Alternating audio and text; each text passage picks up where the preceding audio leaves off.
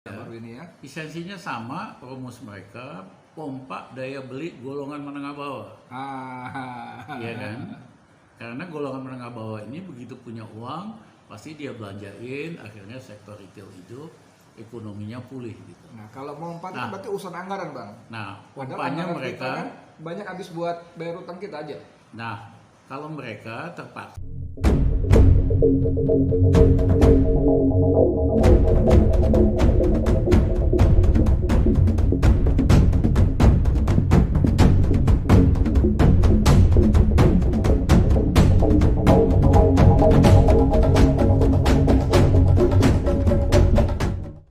Bismillahirrahmanirrahim. Assalamualaikum warahmatullahi wabarakatuh. Saudara, dengan saya Edi Mulyadi dari Forum News Network FNN.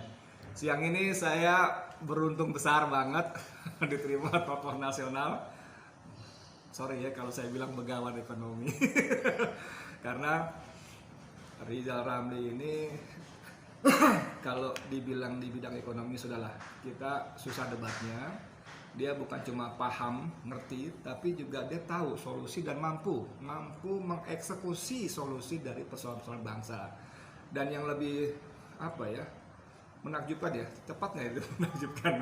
Banyak ramalan-ramalan Rizal Ramli yang kemudian menjadi kenyataan sampai dia bilang ini dukun apa-apa gitu ya. Tapi saya pernah tanya, Bang Rizal bilang saya nggak ngeramal ya, saya cuma baca data yang sudah ada. Saya lihat perkembangannya, lalu saya analisis akan seperti ini kejadian. Gitu Bang ya, betul Bang ya. Dan Bang Rizal Ramli, ini nggak usah dikenalin lagi, tokoh yang. tapi sebelumnya, Ya. saya dulu kenal kamu udah lama. Belakangan brandnya kamu itu pakai topi Sunda apa Bali nih? Sunda Bang, Sunda ikan ini. Aku merasa at home banget. Gitu Karena ya. kita kan dari kecil. Iya, Tahun di Bogor ya. Bogor, Bandung. Iya. Jadi kalau lihat orang topi kayak gini, saya merasa at home. Memang di rumah Bang. Bang ini udah ya, jadi udahlah kalau Rizal Ramli buka semua literatur, mau Google, mau Wikipedia segala macam, buka semua deh ya. Ini mumpung dapat waktu yang bagus, saya mau tanya beberapa hal nih Bang. Ya tentu saja soal-soal hukum dan politik tetap menjadi yang menarik, dan yang nggak kalah penting soal ekonomi. Kita ngomong soal apa dulu Bang? Soal ekonomi deh. Ini bagaimana soalnya, karena begini, ini bukan rahasia lagi. Pandemi ini benar-benar memukul kita. Menteri Keuangan Abang kita terbalik, dunia pun sudah sudah pontang-panting gitu ya. Kas kita kosong melompong, tapi anggaran untuk membangun pindah ke ibu kota itu tetap ada dan dinaikkan Bang. Di 2021 itu dinaikkan sampai berapa ratus triliun itu. Ini gimana sebenarnya petanya seperti apa sih Bang ekonomi kita seperti sekarang ini? Istilah saya, ilmu ekonomi yang dipakai di Indonesia, ilmu ekonomi terbalik. Ya, karena justru biasanya lagi krisis, kita potong pengeluaran yang nggak penting-penting, yang besar-besar, seperti tahun 98 kita hentikan semua proyek besar 2 tahun. Nanti ketika ada uang kita mulai lagi. Iya. Nah, tapi kita enggak, tetap aja mau ini mau itu, bangun ibu kota baru dan sebagainya.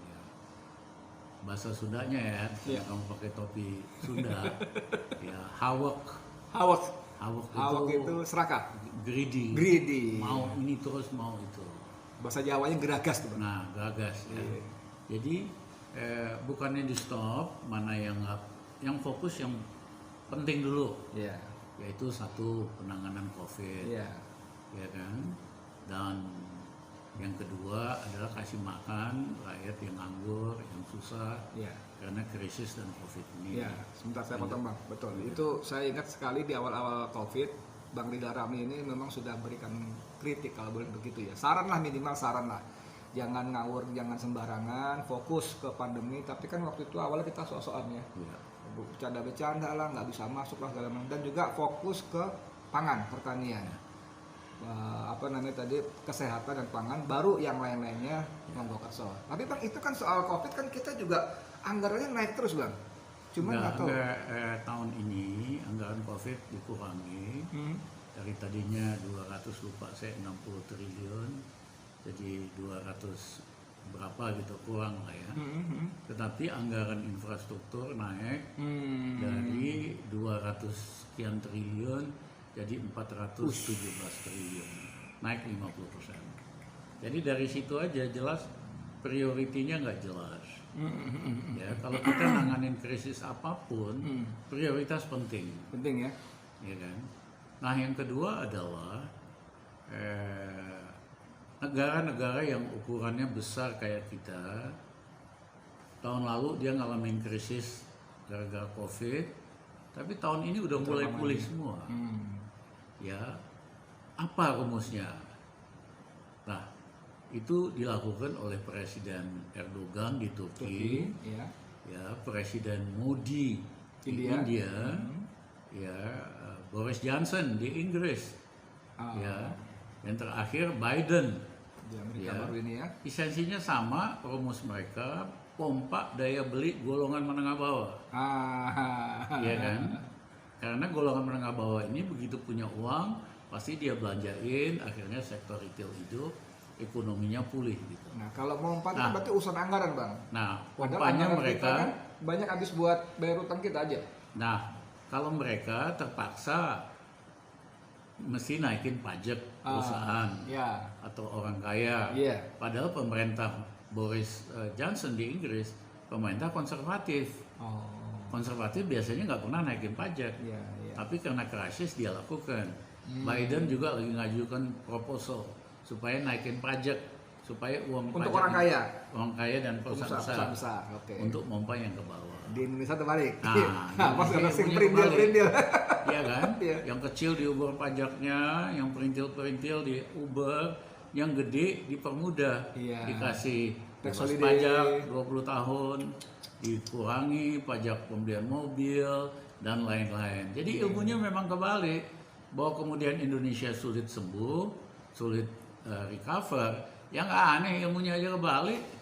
Emang agak aneh nih yang dilakukan oleh Sri Mulyani sebagai Menteri Keuangan ini. Di tengah suasana seperti sekarang, dia justru obral berbagai macam insentif perpajakan untuk pengusaha besar ya. Iya, betul. Ini gimana cara dia kan suka kepusingan untuk tabel-tabel APBN. Artinya pasti dia dilobi oleh siapa, akhirnya dukung ya kan kepentingan yang besar-besar.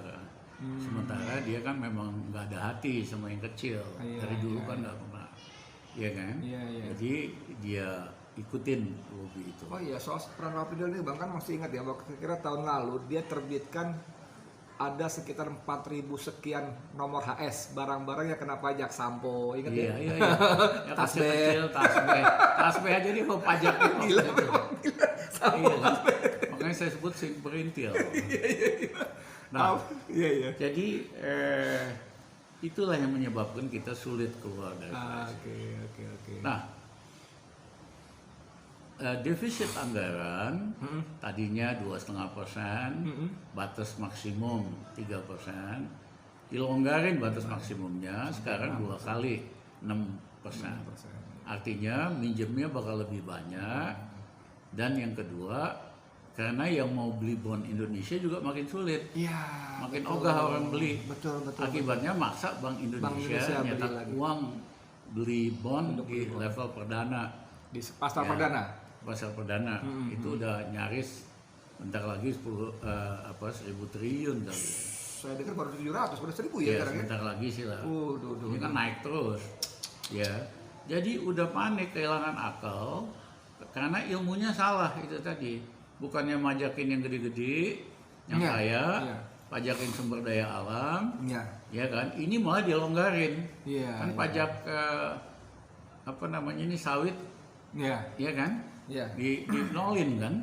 Kemarin kita mau dapat 200 juta dividen privat aja udah bangganya luar biasa ya. Itu sih lain lagi dah cerita. Nah, maksud itu kan kalau zaman dulu uang itu kan langsung masuk ke kas negara. Sekarang kan masuk ke Inalum yang untuk bayar utang yang 3,8 miliar itu. Itu pun nggak cukup. Bayar bunga utangnya aja. Nah, jadi poin saya adalah ini nggak mampu menyelesaikan Indonesia keluar dari krisis. Ya kan? Saya pernah katakan di Indonesia, di dunia itu sederhana kok. Kalau ada krisis, disitulah tes kepemimpinan yang sesungguhnya. Pemimpin yang hebat dari suasana krisis dia bisa balikin situasi. Ada contoh tuh ya? Ada 3 contoh. Oke. Satu adalah Presiden Franklin Roosevelt. Tahun 30-an. Ekonomi Amerika anjlok terus dari tahun 20 sampai 30, ya. Ekonomi Amerika cuma nomor 7 di dunia, kalah sama Inggris, Jerman dan lain-lain. Iya. Begitu Roosevelt pegang, dia balikin, ya kan? Tadinya negatif, pertumbuhan ekonominya jadi maju, lapangan kerja luar biasa. Yang ketiga adalah ekonomi Amerika naik dari nomor 7 ke nomor 1. Loncat ya. Ya. Nah, kedua, krisis 98 adalah Kim Dae-jung, Korea. pemimpin presiden bekas oposisi di Korea. Ya, di Korea masalahnya kebanyakan konglomeratnya, utangnya kebanyakan tahun 98. Iya. Kim Dae-jung dia panggil, diajak 100 konglomerat paling besar dari Korea, Iya. diajak ke New York. Iya. Terus dia minta Alan Greenspan, gubernur Bank Sentral, Oke. sama Bob Rubin, Robin. ya, buat kumpulin bankir-bankir yang kasih pinjam ke Korea, duduk 2 minggu sama-sama untuk melakukan restrukturisasi utang. Ya. Selesai, ya kan? Akhirnya pulih ekonomi Korea. Sorry, sebentar saya potong. Ini perbedaan penanganan krisis 98 antara Korea dengan kita. Ya, Presidennya bawa bankir-bankirnya, raksasa Utang, ya. konglomeratnya langsung berhadapan dengan pengutang, dengan Bankir. bankirnya sana. Mereka negosiasi. Kalau di kita justru di bail out. ya kalau kita kan begitu krisis Pakai uang langsung kaya. panggil IMF. Ya, IMF bujukin Iya, supaya iya. di bail out. Iya. Ya kan? Iya. Di bail out lah. Ya kan? Dengan jumlah yang sangat besar. 415 triliun saudara. Dan Di awal. ekonomi Indonesia gara-gara dengerin IMF ini dari tadinya rata-rata 6%, Iya. anjlok ke minus 13%. Betul. Yang nganggur naik 40%. Nah, Ya kan? iya. Dan seterusnya hancurlah ekonomi kita. Oke. Karena banyak anteknya IMF, banyak sales agent bank dunia IMF yang menyamar jadi pejabat di Indonesia gitu. Saya potong kata Pik Yanggi ketika beliau masih Menko, itu bagaimana ada seorang perempuan ikut hadir dalam rapat-rapat. Dia bukan siapa-siapa, hanya anggota Dewan Ekonomi Nasional yang dipimpin oleh Profesor Emil Salim, tapi kerjaannya bikin laporan ke majikannya. Begitu Pak Kwik selesai rapat, masuk ruangan, telepon bunyi, diomelin sama Bank Dunia. Anda nggak boleh begini begitu, persis lah rapat. Ya, Gila memang. memang gila. Gila. Kayak negara terjajah. Betul. Nah, contoh yang ketiga adalah Presiden Mahathir. Malaysia. Sama-sama ngadepin krisis Ya. 98. Ya. Nah, tapi dia diberi nasihat oleh Dr. Zeti, Oh, bank sentralnya. Gubernur Bank Sentral Oke. Malaysia, Ya. lulusan Inggris, pinter. Oh iya. Ya kan, jauh kelasnya dibandingin Menteri Keuangan terbalik di Indonesia. Ya kan, dia kasih nasihat, si Pak Mahathir nggak usah dengerin nasihat IMF. Kalau didengerin pasti mata uang ringgit anjlok, ekonomi bakal anjlok, akhirnya terjadi kerusuhan, Pak Mahathir jatuh. Iya. Ya kan? Iya. Akhirnya Presiden Mahathir putuskan untuk dengar nasihat Zeti, dia lakukan capital control. Capital control. Jadi uang asing yang udah masuk ke Malaysia nggak boleh keluar dulu selama 2 tahun. Tahan dulu ya. Ya, akibatnya apa? Mata uang ringgit stabil, ekonominya sama sekali nggak anjlok, kayak tidak ada krisis, dan Baca dikit balik ya. jadi ya sedikit. Iya. Jadi kelihatan kan waktu kasus 98 Indonesia paling payah Paling parah. karena mental inlander. Iya kan, mental dijajah sama IMF Bank Dunia. Bang, sebentar. Sampai di sini saya kemarin sempat ingat waktu, kalau nggak salah Abang masih dalam lingkaran kekuasaan. Abang juga pernah bicara dengan BI untuk menerapkan semacam ini. Ada uang devisa masuk ditahan 2 tahun, itu kan bagus. Pada contoh Malaysia, itu kenapa waktu itu nggak bisa dieksekusi, Bang? Ya, jadi saya kan memang bukan Menko Perekonomian. Oh iya. Hanya boleh usul aja, saya Menko Maritim di kabinet. Iya maritim ya. Nah, saya usul supaya kita itu seluruh pendapatan ekspor kita harus masuk ke bank-bank di Indonesia dulu. Ya, karena hari ini yang masuk ke Indonesia hanya 25%. Sisanya disimpan di Singapura, di Hong Kong dan lain-lain. Jadi walaupun ekspor kita naik, itu yang masuk ke dalam sedikit sekali. Nah, waktu saya sampaikan di kabinet, Presiden Jokowi setuju. Dia bilang ke Pak Ramli, terusin ini. Nah, rapat dong kita, rapat Pak Darmin Nasution, Menko Perekonomian, ya kan, yang biasalah nggak berani, takut mengganggu yang gede-gede. Memang nggak populer Nggak gitu. populer, yang gede-gede kan nggak suka ini, Iya kan. Nah, yang kedua, Gubernur Bank Sentral waktu itu si Martowardoyo, Agus juga nggak setuju. Yang setuju itu wakil deputi gubernur. Iya, anak muda itu tuh, siapa namanya itu ya? Mirza, Betul. Akhirnya mereka blok, kagak kejadian. Nah, karena mereka yang berhak mengambil keputusan, ya udah nggak kejadian. Sayang ya. Kebayang nggak kalau pada waktu itu kita lakukan 75% dari pendapatan ekspor Indonesia masuk ke dalam sistem, ya kan? Akibatnya cadangan devisa kita naik bukan karena minjem. Hari ini ya, setahun setengah terakhir cadangan devisa naik karena minjem, bukan hasil net ekspor. Doping ya? Iya, doping. Iya. Dengan minjem. Iya. Nah, kan?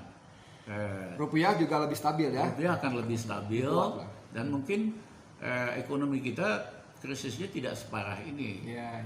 Tapi itulah karena Jokowi ngangkat orang yang sebetulnya keberpihakannya itu, ya kan, abu-abu lah. Bang, ini kan persoalan ekonomi sangat-sangat besar nih. Saya membacanya dengan kemampuan dan keberpihakan tim ekonomi seperti ini. Saya sendiri, nggak usah Bang Rijal lah, saya sendiri berani bilang bahwa keberpihakannya lebih kepada asing dan asing. Mungkin karena mazhab neolibnya yang begitu kentalnya gitu ya. Jadi apa, masih ada harapan nggak Bang buat Indonesia lebih baik ke depan soal ekonomi kita? Nggak ada harapan. Kalau yang sekarang yang mimpin ya nggak ada harapan lah. Ilmunya kebalik-balik kok, ya kan. Tapi the next leader bisa mengubah Indonesia supaya bisa lebih baik. Misalnya buat naikin ekonomi dari sekarang minus 2% untuk naikin ke 6%, 1 tahun mah bisa dicapai dengan mudah. Itu 8% loh arti naiknya loh. Iya, dan pada tahun berikutnya bisa udah Indonesia tumbuh double digit di atas 10%. Ya, nah kalau itu bisa kita lakukan, kita akan ngejar dari negara paling kuat di Asia Tenggara. Karena negara-negara yang bisa ngalah negara Barat, rumusnya cuma satu, bisa tumbuh di atas 10% dan konsisten selama tahun ya. Jepang misalnya habis Perang Dunia Kedua naik selama 20 tahun di atas 10%, akhirnya ngejar Barat, ya kan. Cina ya naik di atas 10% selama hampir 25 tahun, akhirnya nomor 2 di dunia. Indonesia juga bisa kok. Harusnya bisa ya. Kita rakyat kita rajin-rajin, ya kan, mau kerja, dan yang ketiga potensinya luar biasa, ya kan. Kita bisa kok jadi negara paling hebat, ya dibandingin negara ASEAN lainnya. Bang, saudara, ini obrolan yang benar-benar bernas, bergizi. Kalau anak sekarang bilang daging semua isinya. Karena memang yang bicara orang yang, mohon maaf kalau saya bilang, punya otoritas moral punya, otoritas integritas punya, dan yang paling penting bukan cuma teori, karena Bang Rijal sudah melakukan sejak mahasiswa tahun 77, bahkan 73, ada Portugal forum 73. Ya, terima kasih banyak. Kita doain sama-sama supaya Indonesia ke depan lebih baik. Terima kasih Bang ya. Makasih ya. Dari saya Edi Mulyadi untuk FNN. Wassalamualaikum warahmatullahi wabarakatuh.